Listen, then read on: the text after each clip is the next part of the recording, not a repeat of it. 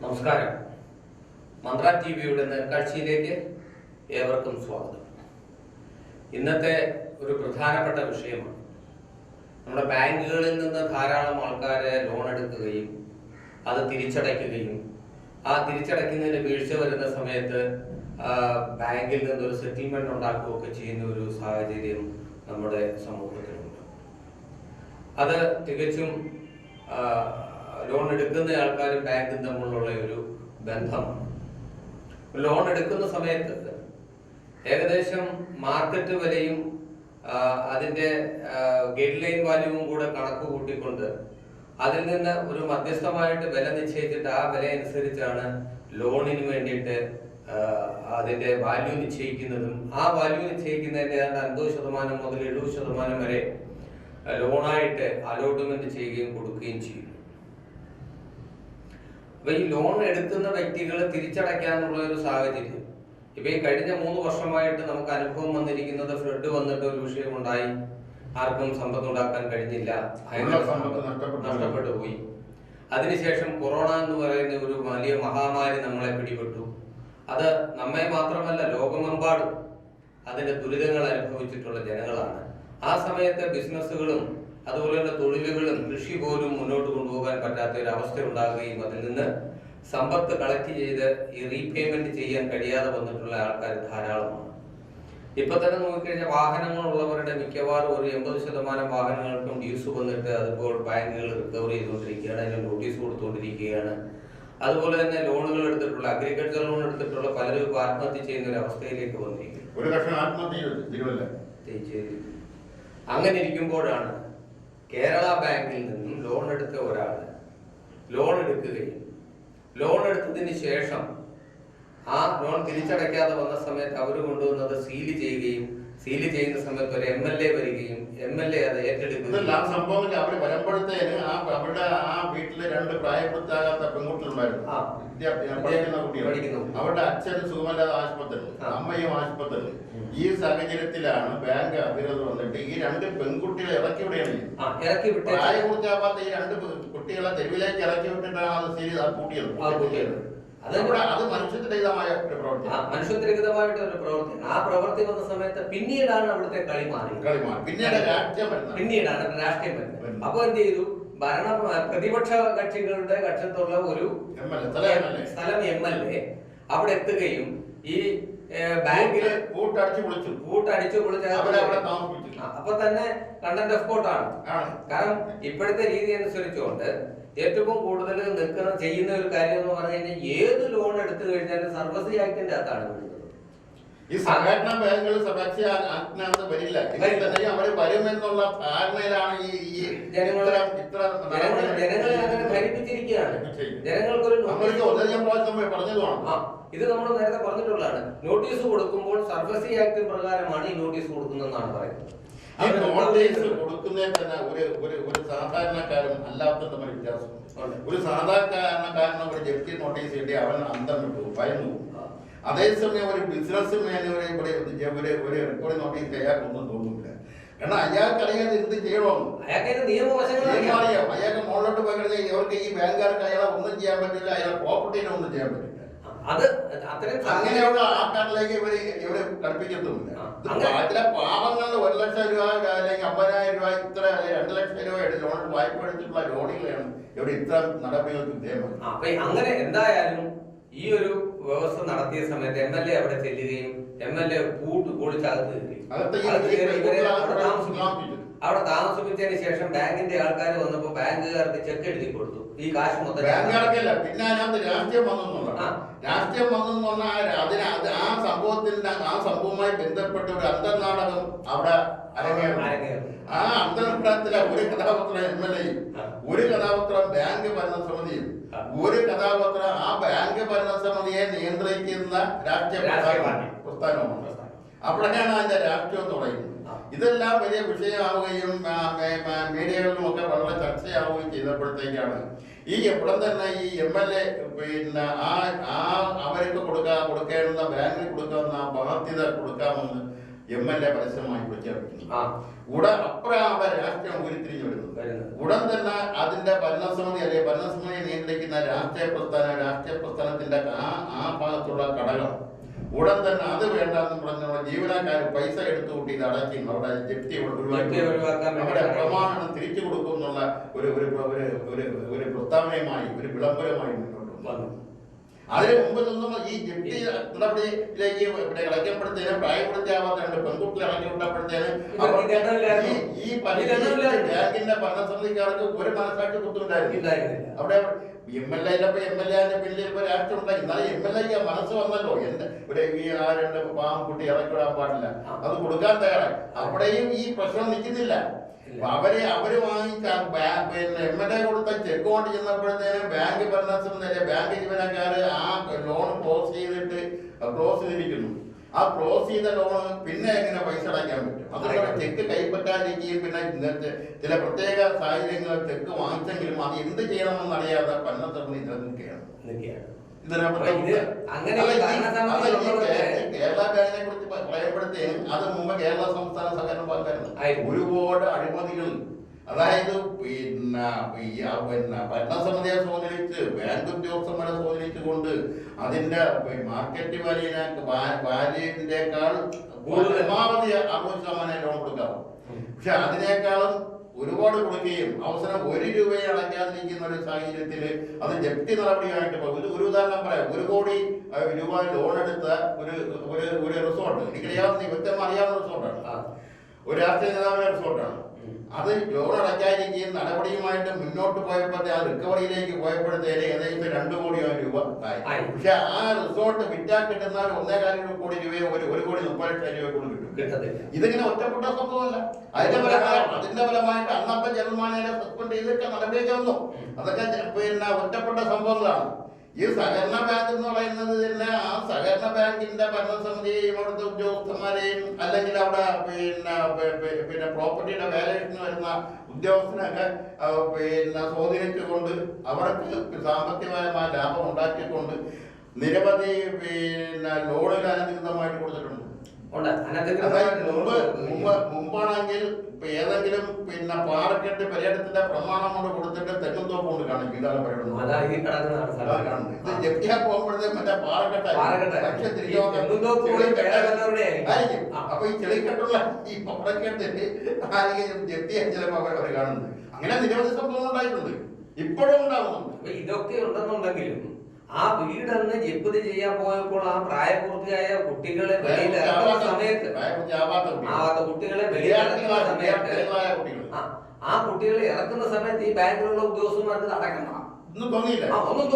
അവിടുത്തെ MLA കൊണ്ടുവന്ന് അവിടെ മനുഷ്യത്വം വന്നില്ല, കാരുണ്യം വന്നില്ല, സഹതാപം വന്നില്ല, സാമാന്യമായ മനുഷ്യ നീതി അവിടെ വന്നില്ല. പക്ഷേ ഒരു എതിർകക്ഷിയുടെ MLA ചെന്ന് പൈസ കൊടുത്തെന്ന് പറഞ്ഞപ്പോ ഇവർക്ക് അവിടെയാണ് രാഷ്ട്രീയത്തിന്റെ മണ്ണാണ്. അപ്പോ ഒരു ലോൺ എടുത്തു കഴിഞ്ഞാൽ ലോണറെ എങ്ങനെ സംരക്ഷിക്കണം എന്നുള്ളതിനെ കുറിച്ചല്ല ചിന്തിക്കുന്നത്. അതെ, നമ്മുടെ ഈ പല ബാങ്കുകളിലും നമ്മൾ ഒരു ലോൺ വായ്പയ്ക്ക് വേണ്ടി സമീപിച്ചു കഴിഞ്ഞാൽ അവരെ കുറിച്ച് ഏകദേശം അവര് പാവങ്ങളാണെങ്കിൽ അല്ലെങ്കിൽ സാധാരണ ജീവിതത്തേക്കാൾ താഴ്ന്ന നിലയിൽ ജീവിക്കുന്ന ഇവരാണെങ്കിൽ അവരെ എങ്ങനെ ഓടിച്ചു വിടാൻ നോക്കിയാൽ അവരെ സഹായിക്കാൻ ഒരു ബാങ്കും ആലോചിക്കുന്നില്ല. അവരെ ഒരു ക്ലയന്റിനെ ഓടിച്ചു വിടുക എന്നുള്ളതാണ് പല പ്രത്യേകിച്ചും സഹകരണ മേഖലയിലുള്ള സഹകരണ ബാങ്കുകൾ സഹകരണ സംഘങ്ങളൊക്കെ നാളിതുവരെ ചെയ്തുകൊണ്ടിരിക്കുന്നത്. അതല്ലെങ്കിൽ അവർക്ക് രാഷ്ട്രീയ സ്വാധീനമാണ്. ഈ രാഷ്ട്രീയ സ്വാധീനം ഇല്ലാത്ത പാവങ്ങൾ എന്ത് ചെയ്യും? ഒന്നും ചെയ്യില്ല. ഞാൻ ചോദിക്കട്ടെ, ഒരു സാധാരണക്കാരൻ വീടുള്ള വസ്തു ഈടായി എടുത്തുകൂടാന്ന് ഈ സഹകരണ നിയമത്തിലുണ്ട്, സഹകരണ ബാങ്കിലുണ്ട്. വീടുള്ള വസ്തു ഈടായി എടുത്തിട്ടില്ല. പക്ഷെ വീടുള്ള വസ്തു ഈടായി എടുത്തുകൊണ്ട് ലക്ഷക്കണക്കിന് രൂപ വായ്പ കൊടുത്തിട്ടുള്ള ആ ബാങ്കിന്റെ പേരും ആ കൊടുത്തിട്ടുള്ള ആളുടെ അഡ്രസ് ഞാൻ പരസ്യമായി പറഞ്ഞിട്ടുണ്ട്. അപ്പൊ ഇതൊക്കെ ഒരു നിയമങ്ങൾ ഒരു ഭാഗത്ത് നിൽക്കുമ്പോൾ വ്യക്തി സ്വാധീനമോ അല്ലെങ്കിൽ മറ്റെന്തെങ്കിലും മോണിറ്ററി ബെനിഫിറ്റ് കിട്ടുന്നത് കൊണ്ട് അവർക്ക് ഈ സഹകരണ എന്തിനെ മുക്ക് കൊണ്ട് പടയം വെച്ചിട്ടുള്ള വായ്പ കൊടുത്തിട്ടുള്ള ബാങ്കിനെ കുറിച്ച് എനിക്കറിയാം ധാരാളം. അപ്പൊ ഇങ്ങനെയൊക്കെ സഹകരണ മേഖലകളിൽ ഒരുപാട് കൊള്ളരുതായ്മകൾ നടക്കുന്ന ഒരു സാഹചര്യത്തിലാണ് ഒരു പാവപ്പെട്ട ഒരു ആ വീട്ടിലെ ഗൃഹനാഥം ആശുപത്രിയിൽ സുഖമില്ലാതെ കിടക്കുന്നു. അയാളുടെ ഭാര്യ ആശുപത്രിയിൽ 2 പ്രായപൂർത്തിയാവാത്ത വിദ്യാർത്ഥിനികളായ 2 പെൺകുട്ടികളെ ഇറക്കി വിട്ടുകൊണ്ട് ആ വീട് കൂട്ടിയെടുക്കുക എന്ന് പറയുന്നത് സാമാന്യമായ പച്ച മലയാളത്തിൽ പറഞ്ഞാൽ മര്യാദകേടാണ്, സാമാന്യ നീതിക്ക് നിരക്കുന്നതല്ല. അതൊന്നും ഒരിക്കലും അംഗീകരിക്കാനും കഴിയില്ല. അവർക്കെതിരെ അങ്ങനെ അതിനെതിരെ എന്തെങ്കിലും നിയമ നടപടി എടുത്തിട്ട് പരീക്ഷാവകാശ കമ്മീഷൻ അടക്കം ഉള്ള അതിനെതിരെ നടപടി എടുക്കേണ്ടത്.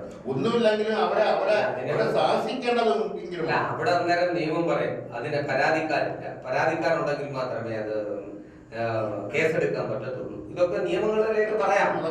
ഇപ്പൊ എന്തായാലും ഒരു കാരുണ്യം ചെയ്യാനാണെന്നുണ്ടെങ്കിൽ ഈ ഉദ്യോഗസ്ഥർക്ക് പിരിവെടുത്തിട്ട് ഒന്നിച്ച് എല്ലാവരും കൂടെ കളക്ഷൻ എടുത്ത് ആ വീടിനെ രക്ഷിക്കണമെന്നുണ്ടായിരുന്നെങ്കിൽ ഇതുകൊണ്ടൊന്ന് ലോക്ക് ചെയ്യുന്നതിന് മുമ്പ് അതല്ല അവർക്ക് സാവകാശം. അങ്ങനെ ഒരാളിന് പിന്നെ ലോൺ പറയുന്ന സമയത്ത് റീപേയ്മെന്റ് ചെയ്യാൻ കഴിയാതെ വന്നാൽ ആ കഴിയാതെ വന്നതിന്റെ സാഹചര്യം ആദ്യം പഠിക്കണം ബാങ്കുകാർ.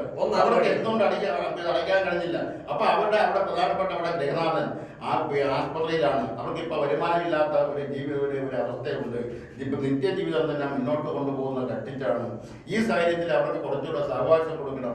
അവർക്ക് ശുപാർശ ചെയ്യാൻ രാഷ്ട്രീയ നേതാവില്ല, അല്ലെങ്കിൽ അവർക്ക് മറ്റു സ്വാധീനങ്ങളില്ല. ഈ സാഹചര്യത്തിൽ മനുഷ്യത്വപരമായിട്ട് അവർക്ക് ഈ വായ്പ തിരിച്ചടക്കുന്നതിന് കുറച്ചുകൂടെ സാവകാശം കൊടുക്കുകയായിരുന്നു ഒരു സാമാന്യ മര്യാദയായി ഈ ബാങ്ക് അധികൃതർ ചെയ്യേണ്ടിയിരുന്നു. അപ്പൊ ഇതിനൊരു പരിഹാരം എന്ന് പറഞ്ഞാൽ ഒരു കാര്യമേ ഉള്ളൂ. ഒന്ന്, സർഫസി ആക്ട് ആർക്കെല്ലാം ഉപയോഗപ്പെടും, സർഫസി ആക്ട് ആരെല്ലാം ഉപയോഗപ്പെടുത്താം, ഏതെല്ലാം ലോണിന് വേണ്ടിയിട്ടാണ് സർഫസി വെച്ചിരിക്കുന്നത്. അതായത് ഈ സഹകരണ ബാങ്കുകൾക്ക് വേറൊരു സ്വഭാവം ഉണ്ടായിരുന്നു. അതായത് ഒരു ജപ്തി നടപടിയിലേക്ക് പോകുന്നതിന് മുമ്പായിട്ട് ഇവിടുത്തെ ഒരു ചെണ്ടയായിട്ട് വരും. ബാങ്കിന്റെ വണ്ടിയിൽ അവിടെ വന്നിട്ട് ചെണ്ട കൊട്ടി നോട്ടീസ് വായിക്കുന്നു. അത് എം.വി. രാഘവൻ സഹകരണ വകുപ്പ് മന്ത്രിയായിരിക്കുമ്പോൾ ഞാൻ കൊടുത്ത ഒരു റിക്വസ്റ്റിലാണ് എം.വി. രാഘവൻ അപ്പോൾ തന്നെ ഉത്തരവിട്ടത് ഒരിക്കൽ പോലും ചെണ്ട കൊട്ടി വിളംബരം ചെയ്യാൻ പാടില്ല. അങ്ങനെ അത് എല്ലാവർക്കും ഉണ്ടായി. രണ്ടാമത് സഹകരണ ബാങ്കുകാർക്ക് വേറെ കുഴപ്പങ്ങളുണ്ട്. ഇപ്പൊ ഒരാളുടെ മുന്നാധാരമില്ല, വിൽപത്രമേ ഉള്ളൂ. ഒരു അച്ഛനും അമ്മയ്ക്ക് 5 മക്കളുണ്ടെങ്കിൽ 5 മക്കൾക്കും വിൽപത്രം കിട്ടും, ഒരാളിനെ കിട്ടും. അപ്പൊ ഈ 5 മക്കളിൽ ആരുടെയെങ്കിലും ഒരു കൈവശമായിരിക്കും ഈ ബിൽപത്രം ഇരിക്കുന്നത്. പക്ഷേ സർട്ടിഫൈഡ് കോപ്പി കൊണ്ട് അടയാള സഹിതം പകർപ്പ് കൊണ്ട് മറ്റെല്ലാ ബാങ്കുകളും ലോൺ കൊടുക്കുന്നുണ്ട്. സഹകരണ ബാങ്കിന് പല സഹകരണ ബാങ്കുകളും അത് വെച്ച് കൊടുക്കുന്നില്ല. അത് ഈ പ്രത്യേക സ്ഥലത്ത് ഏകദേശം 1 വർഷങ്ങൾക്ക് മുമ്പ് എന്റെ നാട്ടിൽ ഇങ്ങനെ ഒരു പരാതി എന്റെ അടുത്ത് വന്നപ്പോഴത്തേന് ഞാൻ നേരിട്ട് പോയി രജിസ്ട്രാർക്ക് പറഞ്ഞത് രജിസ്ട്രാർ IAS-കാരാണല്ലോ, വിവരമുള്ള ആളാണല്ലോ. ഈ കാര്യം പറഞ്ഞപ്പോഴത്തേനെ ബോധ്യപ്പെടുകയും ഞാൻ ഒരു റിക്വസ്റ്റ് കൊടുത്തതിന്റെ പേരിൽ സർട്ടിഫൈഡ് കോപ്പി അടയാള സഹിത പകർപ്പ് വെച്ചുകൊണ്ട് അത് ഈ മുന്നാധാരത്തിന് പകരം അടയാള സഹിത പകർപ്പ് അല്ലെങ്കിൽ വിൽപ്പത്രത്തിന് പകരം അടയാള സഹിത പകർപ്പ് അത് വെച്ച് ലോൺ കൊടുക്കുന്ന ഉത്തരവ് ഒരു സർക്കിളിൽ ഇറക്കി 1 വർഷം മുമ്പ് ഇറക്കിയ സാഹചര്യം ഉണ്ടായിട്ടുണ്ട്. മാത്രമല്ല അവര് ഈ പല ബാങ്കുകളിലും 12 അല്ലെങ്കിൽ 14 വർഷത്തെ ബാധ്യത സർട്ടിഫിക്കറ്റ് മതി. സകല ബാങ്കുകൾ പലതും 25, 24, 25, 30, 40 വർഷത്തെ പിന്നെ ബാധ്യത സർട്ടിഫിക്കറ്റ് ചോദിക്കുന്നത്. ഒരു സൈസ് പ്രാന്തമായ സ്വഭാവമാണ്. അമിക്കബിൾ സെറ്റപ്പിലാണ് ഇവിടെ ലോൺ കൊടുക്കുന്നതും വാങ്ങുന്നത്. അപ്പൊ അതിനെല്ലാം ഒരു അറുതി വരുത്തുന്നതിന് വേണ്ടിയിട്ടുള്ള ഒരു നിയമ നടപടി നിലവിലുണ്ട്.